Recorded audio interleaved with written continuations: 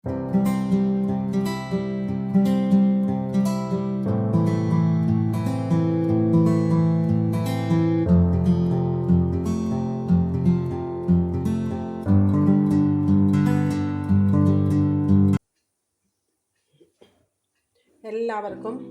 KPS കറി വേൾഡിലേക്ക് സ്വാഗതം.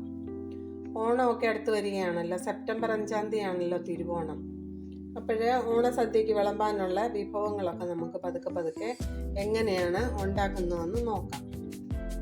ആദ്യമായിട്ട് ഇന്ന് ഇഞ്ചിക്കറിയാണ് വെക്കാൻ പോകുന്നത്. ഇഞ്ചി കറിയായിട്ടല്ല, ഇഞ്ചി പൊടിയായിട്ടാണ് വെക്കുന്നത്.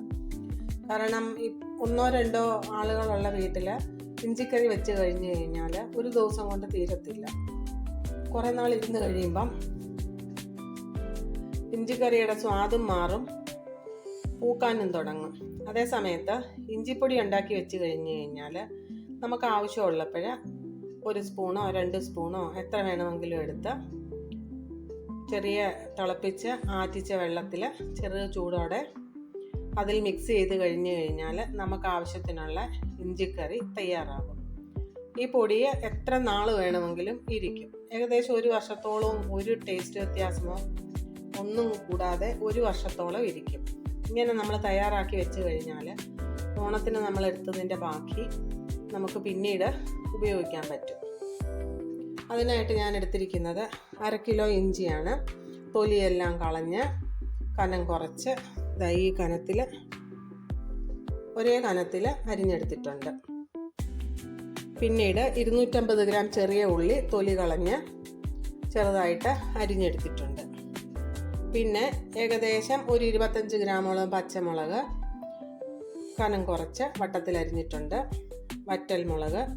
വറ്റൽമുളകിൻ്റെ അരിയെല്ലാം മുറിച്ച് കഴിഞ്ഞപ്പോഴേ താഴെ വീണിട്ടുണ്ട്. അത് നമ്മൾ എടുക്കണ്ട, കാരണം എരിവ് കൂടും, ഇഞ്ചിയാണല്ലോ. പിന്നീട് പുളി ഏകദേശം ഒരു 60 ഗ്രാമോളം ഞാൻ എടുത്തിട്ടുണ്ട്. നമ്മുടെ ആവശ്യത്തിന് എടുക്കണം. പുളി കൂടുതൽ വേണ്ടവർക്ക് ഒരു 75 ഗ്രാം വരെ എടുക്കാൻ പറ്റും. കറിവേപ്പില. പിന്നീട് വേണ്ടത് എരിവ് കുറഞ്ഞ മുളക് പൊടി. ഞാനിവിടെ കാശ്മീരി മുളകും പാണ്ടിമുളകും കൂടെ ചേർത്ത് മിക്സ് ചെയ്ത് പൊടിക്കുന്നതാണ്. അത് എരിവില്ല. 2 കിലോ കാശ്മീരി മുളകിന് 1 കിലോ എരിവുള്ള മുളകാണ് പൊടിക്കുന്നത്. അതുകൊണ്ട് വലിയ എരിവില്ല. ഇത് ഏകദേശം ഒരു 75 ഗ്രാമോളം ഉണ്ട്. പിന്നീട് ഉപ്പ് ഞങ്ങൾക്ക് അളവ് കുറച്ച് മതി, അതുകൊണ്ട് ഞാൻ ഇത്രയുമേ എടുത്തിട്ടുള്ളൂ. എന്നാലും ഏകദേശം 75 ഗ്രാം വരെ പരമാവധി എടുക്കാൻ പറ്റും. പിന്നീട് 1 ടീസ്പൂൺ കായപ്പൊടി, 1 ടീസ്പൂൺ ഉലുവാപ്പൊടി, 2 ടീസ്പൂൺ മഞ്ഞൾപ്പൊടി. പിന്നീട് വേണ്ടത് വെളിച്ചെണ്ണയാണ്. വെളിച്ചെണ്ണ ഒരു 150 മുതൽ 200 ഗ്രാം വരെ വെളിച്ചെണ്ണ വേണം. ഒരു ചീനിച്ചട്ടി അടുപ്പത്ത് വെച്ചിട്ടുണ്ട്. നമുക്കിനി ഓരോന്നായിട്ട് വറുത്തെടുക്കാം. ആദ്യമേ നമുക്ക് ഇഞ്ചി വറുത്തെടുക്കാം. ചീനിച്ചട്ടി ചൂടാകാനായിട്ട് വെച്ചിട്ടുണ്ടായിരുന്നു. ചീനിച്ചട്ടി ചൂടായി. നമുക്ക് ഒരു 150 ഗ്രാം വെളിച്ചെണ്ണയോളം ഒഴിച്ചു കൊടുക്കാം. 150-നും 200-നും ഇടയ്ക്ക് മതി. ഇഞ്ചിക്കറി വെളിച്ചെണ്ണയിൽ തന്നെ ഉണ്ടാക്കുന്നതാണ് രുചി. മറ്റുള്ള എണ്ണകൾ ഉപയോഗിക്കാൻ പാടില്ല. പിന്നെ വെളിച്ചെണ്ണ ഉപയോഗിക്കാനായിട്ട് ഡോക്ടർ പറഞ്ഞിട്ടുണ്ടെങ്കിലോ അല്ലെങ്കിൽ എന്തെങ്കിലും അസൗകര്യം മൂലം ഉപയോഗിക്കാൻ പറ്റാത്തവർക്ക് മറ്റുള്ള എണ്ണ ഉപയോഗിക്കാം. എന്നാലും ആ കറക്റ്റായിട്ടുള്ള സ്വാദ് കിട്ടത്തില്ല. എണ്ണ നന്നായിട്ട് ചൂടായി വരട്ടെ. എന്നിട്ട് നമുക്കിനി ഇഞ്ചി വറുത്തെടുക്കാം. നമ്മൾ ചൂടാവാനായിട്ട് വെച്ച വെളിച്ചെണ്ണ നന്നായിട്ട് ചൂടായി. നമുക്കിനി ഇഞ്ചി കുറേശ്ശെ ഇട്ട് വറുത്തെടുക്കാം. കുറച്ച് കൊടുക്കാം.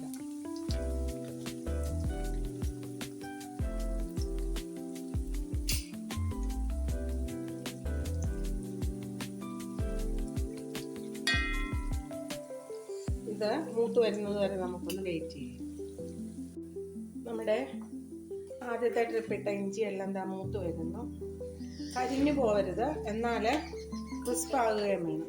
ഒടിച്ചു കഴിഞ്ഞാൽ ഒടിഞ്ഞു വരുന്ന പരുവത്തിൽ. ഒരു 95% നമ്മൾ വറുത്തെടുത്താൽ മതി. ബാക്കി 5% തണുത്ത് കഴിയുമ്പോഴത്തേക്ക് നല്ല ക്രിസ്പായിട്ട് കിട്ടും. 100% നമ്മൾ മൂപ്പിച്ച് കഴിഞ്ഞാൽ ബാക്കി ചൂടിലിരുന്ന് മൂത്ത് കരിഞ്ഞു പോകാനുള്ള ചാൻസ് ഉണ്ട്. അതുകൊണ്ട് വളരെ ശ്രദ്ധിച്ച് വേണം ഇഞ്ചി പാകം ആവുമ്പം കോരിയെടുക്കണം. നമ്മുടെ ഇഞ്ചി പാകമായി. ഈ പാകത്തിൽ കോരിയെടുക്കണം. വെള്ളമയം ഒട്ടും ഇല്ലാത്ത പാത്രത്തിൽ വേണം കോരിയെടുക്കാനായിട്ട്. കാരണം ഇത് നമ്മൾ വെച്ചിരിക്കാനുള്ള പൊടിയല്ലേ. ഒരു ദിവസമോ 2 ദിവസമോ 1 മാസം കൊണ്ടൊന്നും തീരത്തില്ല. എന്നാലും ഏകദേശം ഒരു 6 മാസത്തോളം ഇരിക്കും. അതുകൊണ്ട് വെള്ളം ഒട്ടും ഇല്ലാത്ത പാത്രത്തിൽ വേണം ഇതെടുക്കാൻ. വെള്ളമയം വന്നു കഴിഞ്ഞാൽ ഇഞ്ചിപ്പൊടി കേടാവും. അതുകൊണ്ട് അതൊന്ന് നന്നായിട്ട് ശ്രദ്ധിക്കണം.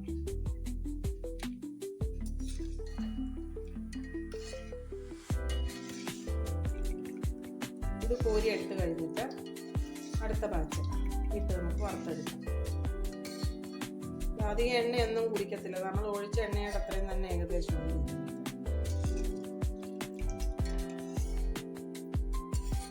നമ്മൾ ഇഞ്ചിക്കറി എങ്ങനെയാണോ തയ്യാറാക്കുന്നത്, ഇത് വെള്ളത്തിൽ ചാലിച്ച് കഴിയുമ്പോൾ അതേ രുചിയും അതേ കാണുന്നതിനും അതുപോലെ തന്നെ ആയിരിക്കും ഇരിക്കുന്നത്. ഒരു മാറ്റവും ഇല്ല.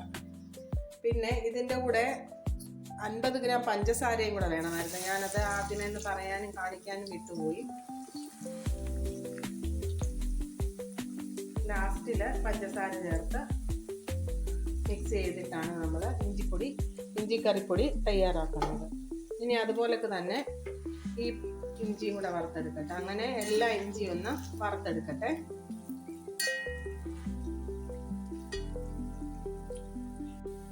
നമ്മൾ 3ാമത്തെ ട്രിപ്പിലിട്ട ഇഞ്ചി മൂത്ത് വരാറായി. ഇഞ്ചി എല്ലാം വറുത്തു പോരാം. ഇനി ഇത് കഴിഞ്ഞിട്ട് നമുക്ക് ചെറിയ ഉള്ളി വറുത്തു പോരാം. ഇഞ്ചി മൂത്തു, നമുക്കിതിങ്ങി വാങ്ങിയെടുക്കാം.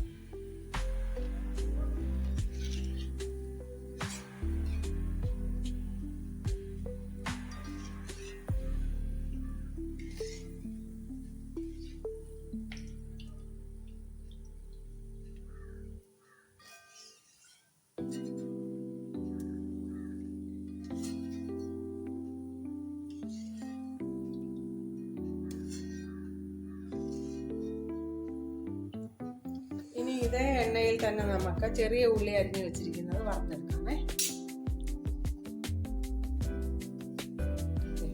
ഇതൊന്നിച്ചങ്ങിട്ട്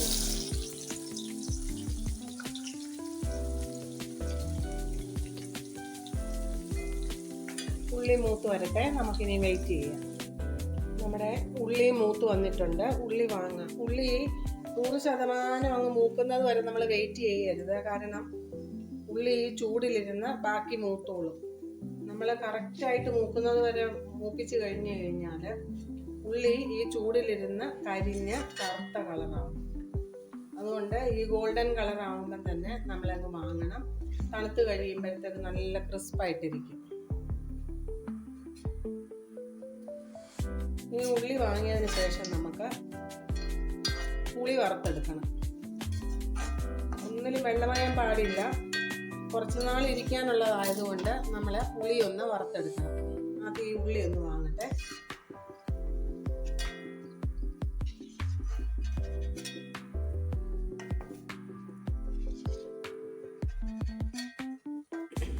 ഇഞ്ചി വറുത്തെടുത്ത അതേ പാത്രത്തിൽ തന്നെയാണ് നമ്മൾ ഉള്ളി വറുത്തെടുത്തിരിക്കുന്നത്.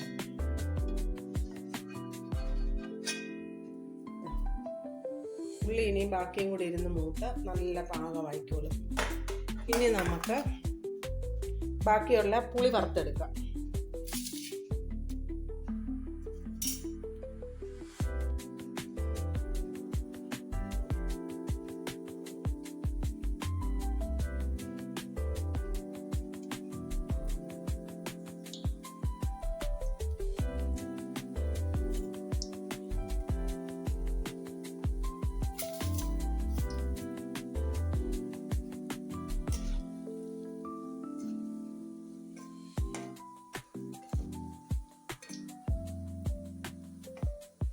നമ്മൾ ഉള്ളിയും ഇഞ്ചിയും ഒക്കെ വറുത്തെടുത്തിട്ടും വെളിച്ചെണ്ണ അധികം കുടിച്ചിട്ടില്ല. ഈ എണ്ണയിൽ തന്നെ നമുക്ക് ബാക്കി ഇനി ഇഞ്ചിക്കറി തയ്യാറാക്കാം.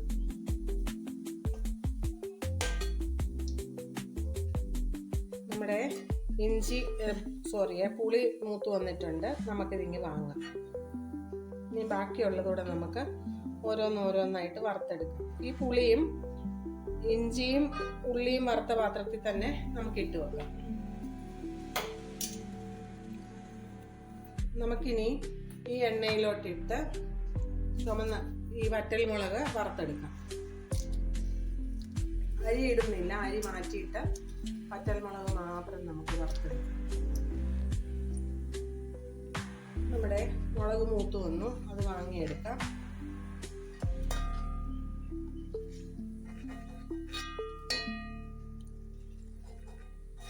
ഇത് നമുക്ക് വേറെ വാങ്ങിയെടുക്കണം. ഇഞ്ചിയും പുളിയും വറുത്ത് വെച്ചിരിക്കുന്ന പാത്രത്തിലോട്ട് ഇടരുത്, ഇത് വേറെ വറുത്ത് കോരിയെടുക്കണം. ഇത് നമ്മൾ ഈ പാത്രത്തിലോട്ട് തന്നെ വറുത്ത് കോരിയെടുത്തു. ഇനി നമുക്ക് കറിവേപ്പിലയൊന്ന് മൂപ്പിച്ചെടുക്കാം.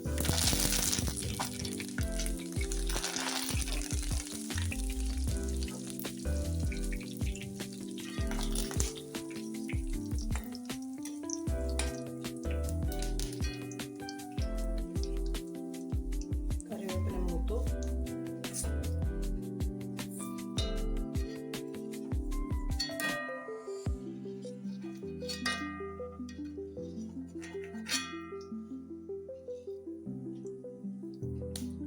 ഇനി നമുക്കിതിലേക്ക് പച്ചമുളക് ഇട്ട് വറുത്തെടുക്കാം.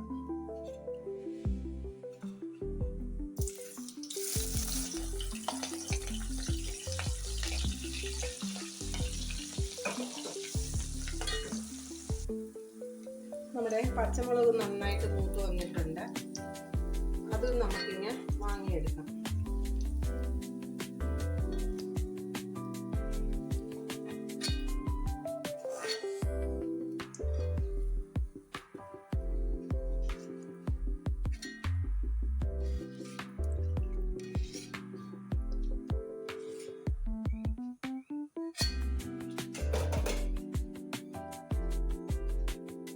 ചൂടായിട്ടിരിക്കുന്ന ഈ എണ്ണയിലേക്ക് നമുക്ക് കടുക് ഇട്ട് കൊടുക്കാം. കടുക് പൊട്ടിക്കഴിഞ്ഞിട്ട് നമുക്ക് ഗ്യാസ് അങ്ങ് ഓഫ് ചെയ്യാം. ഒന്ന് ചൂടാറി കഴിഞ്ഞിട്ട് മുളക് പൊടി എല്ലാം ഒന്ന് ചേർക്കാം. ആ സമയം നമുക്ക് ഉപ്പിൻ്റെ വെള്ളമയം ഒന്ന് അടുപ്പത്ത് വെച്ച് ചൂടാക്കി വറുത്തെടുത്ത് വേണം ചേർക്കാനായിട്ട്. വെള്ളമയം ഉണ്ടെങ്കിൽ ഇഞ്ചിക്കറിപ്പൊടി കേടാവാനുള്ള സാധ്യതയുണ്ട്, അതിനാണ് ഉപ്പ് ചൂടാക്കി വെള്ളമയം കളയുന്നത്. ഒരു ചെറിയ പാത്രം അടുപ്പത്തോട്ട് ചൂടാവാനായിട്ട് വെച്ചു. ഇനി ഇതിലേക്ക് നമുക്ക് ഉപ്പിട്ട് ഉപ്പിലെ വെള്ളമയം ഒന്ന് വറ്റിച്ചെടുക്കാം. നമ്മൾ കടുക് വറുത്തതിന് ശേഷം ആ ചീനിച്ചട്ടി ഒന്ന് എണ്ണയുടെ ചൂടൊന്ന് ചെറുതായിട്ട് കുറയുന്നതിന് മാറ്റി വെച്ചിട്ടുണ്ട്. കാരണം നല്ല ചൂടിലാണല്ലോ ഇപ്പം ഇരിക്കുന്നത്. ഇഞ്ചി വറുത്തതും ഉള്ളി വറുത്തതും എല്ലാം കൂടെ ആകുമ്പോഴത്തേക്കും നല്ല ചൂടിലാണ് എണ്ണ ഇരിക്കുന്നത്. ആ ചൂടൊന്ന് കുറഞ്ഞിട്ട് നമുക്ക് മുളക് പൊടിയൊക്കെ ചേർത്ത് കൊടുക്കാം, ഇല്ലെങ്കിൽ മുളക് പൊടിയൊക്കെ കരിഞ്ഞു പോകും. ഈ സമയം കൊണ്ട് നമുക്ക് ഉപ്പിൻ്റെ വെള്ളമയം ഒന്ന് ചൂടാക്കി എടുക്കാം. ഉപ്പിൻ്റെ വെള്ളമയം ഒന്ന് പോകുന്നതിന് വേണ്ടിയിട്ട് നമുക്കൊന്ന് ചൂടാക്കിയെടുക്കാം. നമ്മൾ ഉപ്പിലെ വെള്ളമയം എല്ലാം മാറ്റി ചൂടാക്കിയെടുത്തു. ഇനി നമുക്ക് ചീനിച്ചട്ടി ഇപ്പുറത്തോട്ട് വെച്ച് ഗ്യാസ് അങ്ങ് ഓഫ് ചെയ്യാം. എന്നിട്ട് മുളക് പൊടി എല്ലാം ചേർത്ത് കൊടുക്കാം.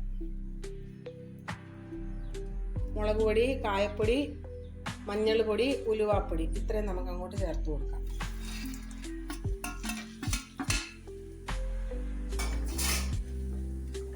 ഇപ്പം തന്നെ കണ്ടില്ലേ, ചെറിയ ചൂടേ ഉള്ളെങ്കിൽ നല്ല ചൂടായിട്ടിരിക്കുന്നു. ഇനി ഇതിലേക്ക് നമുക്ക് ഈ ഉപ്പ് അങ്ങോട്ട് ചേർത്ത് കൊടുക്കാം.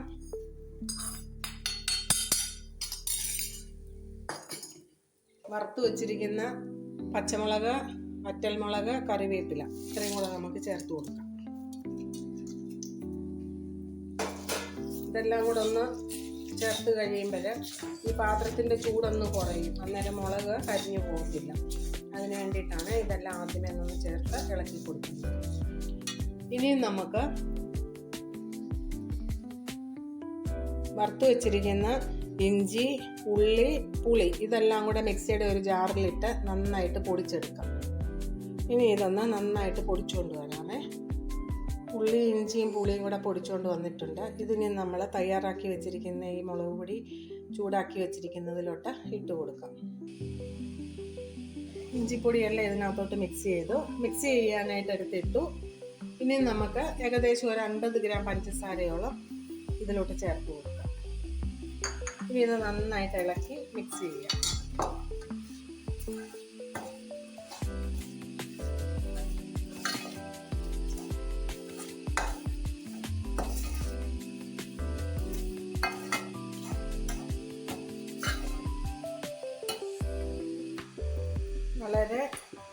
ടേസ്റ്റി ആയിട്ടുള്ള വളരെ നാൾ സൂക്ഷിക്കാൻ പറ്റുന്ന നമ്മുടെ ഇഞ്ചിക്കറിപ്പൊടി തയ്യാറായി.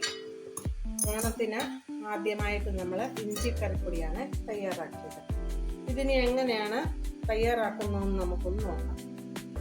നമുക്കിപ്പം കുറച്ച് മതിയല്ല, 1 സ്പൂൺ എടുത്തു ഇതിലോട്ട് ഇടുക. ഇനിയിപ്പം ചെറിയ ചൂടുവെള്ളം ഒഴിച്ചു കൊടുക്കാം.